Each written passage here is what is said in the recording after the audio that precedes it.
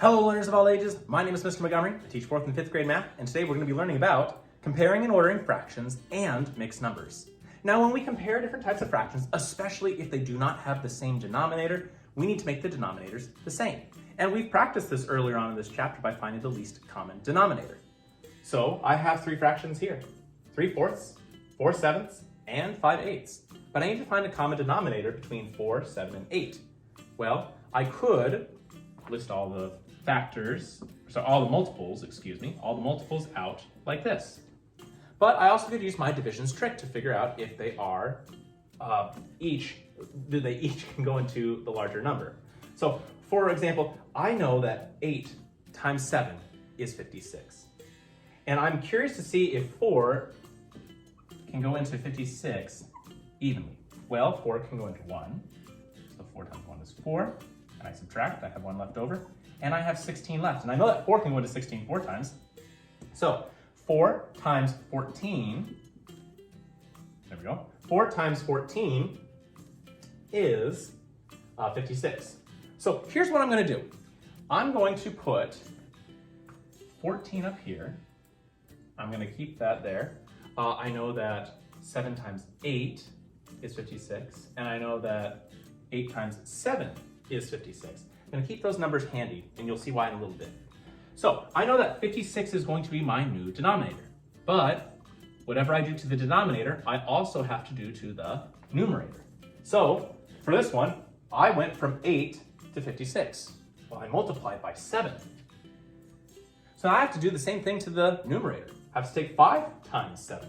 Well, 5 times 7 is 5, 10, 15, 20, 25, 30, 35. So 35 is my new numerator. Same thing here.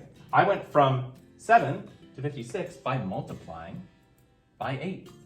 Now, 4 times 8, well, 8 times 2 is 16. 16 plus 16 is 32. All right, and the last one. This is where the 14 comes in handy. Multiply by 14. Going 4 times 14 gives me 56. Now I need to know what 3 times 14 is. Well, let's figure out 14 times 3. That's 12. 3 times 1 is 3, plus 1 is 4. It's 42. So the directions that I have in my book are, we're supposed to compare them, and we're supposed to list them from, trying to find it, whose hard drive is the fullest? Well, we know that which one is the fullest. It'd be 3/4, correct?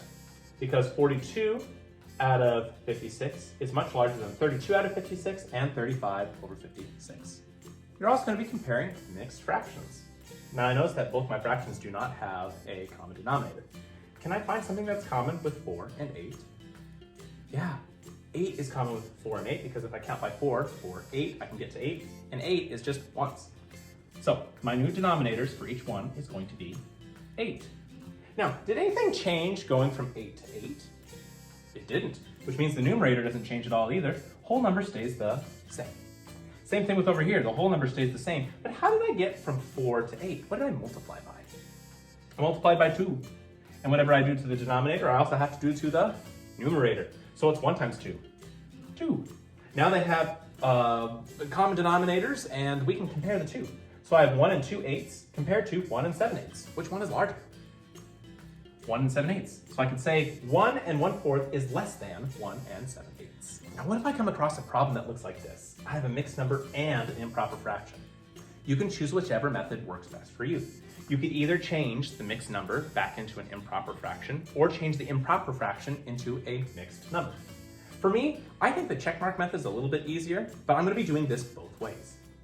So I'm going to write over here 1 and 3/7 and then compare it to 11/7. I'm going to use the checkmark method first. I'm going to be taking 1 times 7. Because remember, when we go down, we're going to multiply. 1 times 7 is 7. 7 plus 3, so that's 7, 8, 9, 10. That would be 10 as my numerator, and 7 stays as my denominator. So I now have 10/7 compared to 11/7. Well, 11/7 is still larger than 10/7. Now I go over here. I'm going to use the divide and popcorn method. So I'm going to be taking 11 divided by 7. 11 divided by 7. 7 can go into 11 one time. And if I take 11 minus 7, that's 7, 8, 9, 10, 11, that's 4. So I start at the top because pop and top rhyme. I'm going to be starting from the top, going to the bottom, and off to the side. The top number is my whole number, so I have 1 as my whole number, 4 as my numerator, and 7 as my denominator, making sure that my denominators don't change. 4 sevenths. So I have 1 and 3 sevenths and 1 and 4 sevenths. Well, 1 and 1 are the same. 3 sevenths and 4 sevenths. 4 sevenths is bigger than 3 sevenths. So you can do it either way. You can either do it using the check mark method, or you can do the divide and popcorn method. Either one works. Let's do one last example where we're having to list our fractions from least to greatest. So I'm going to put L to G. And we're going to do one where they're all different denominators because that's a little bit tricky. We're going to have 9, 5, and 3. We could list out the factors of, or multiples, excuse me, the multiples of 9, 5, and 3 and count by them. But I'm going to be trying to multiply a couple of them together. So I have 9, 5, and 3.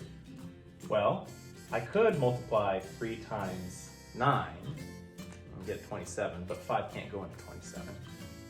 I could do 5 times 3, which is 15, but 9 can't go into 15.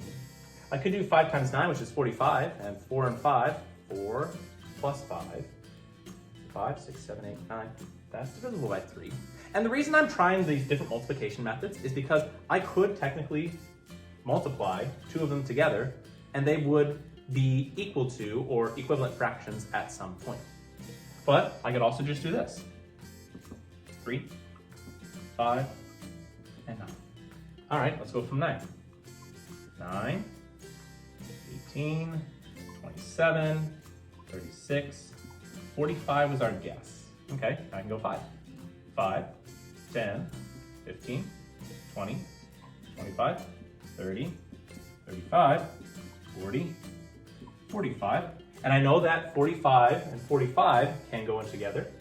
And I noticed that it's the lowest. It is the lowest so far. So I know that 3, this would have to be the lowest that it would have to go into. And 4 plus 5 is 9, which is divisible by 3.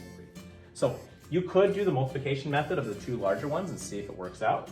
Or you could do the listing of the multiples out. Either way works. So 45 is my new denominator for each one. Now I got to figure out what they are. So going from 9 to 45, 9 times what is 45? 9 times 5. So I have to do the same thing to my numerator. 2 times 5 is 10.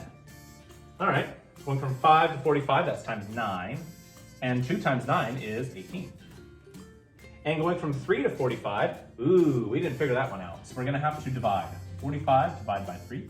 3 can go into 4 one time, that's 3, and subtract and get 1. Bring down our 5. 3 can go into 15 5 times, so 15 is what we multiplied by. 3 times 15 is 45, and 2 times 15 is 30. So we went from least to greatest. They're actually listed in least to greatest. So from least to greatest, I have 10 45ths, 18 45ths, and 30 45ths. So I'm going to start with my original fraction. 2 ninths, 2 fifths, and 2 thirds, going from least to greatest. All right, my 5th grade friends, if we take a look at page 87, we're going to be doing problems number 1 and number 10.